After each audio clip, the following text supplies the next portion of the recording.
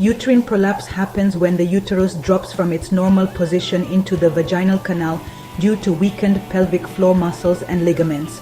The main causes include vaginal childbirth, especially multiple or difficult deliveries, age-related weakening of muscles and ligaments, menopause, which reduces estrogen levels, chronic constipation or straining with bowel movements, chronic cough or bronchitis, and last but not least, chronic pressure on the pelvic area caused by obesity, heavy lifting, etc.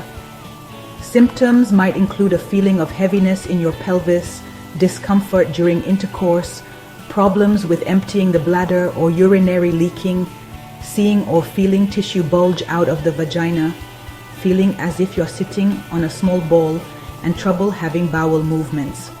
To reduce the risk of uterine prolapse, avoid heavy lifting, practice controlled coughing, avoid weight gain, and prevent constipation by having regular fluids and food rich in fiber.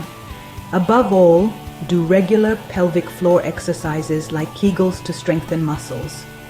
Treatment for uterine prolapse includes pelvic floor exercises, weight management, and the use of a pessary for mild cases, while more severe cases may require surgery, such as a hysterectomy or pelvic floor repair.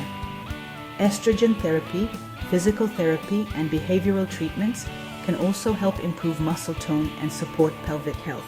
Hit that like button and subscribe for more health tips.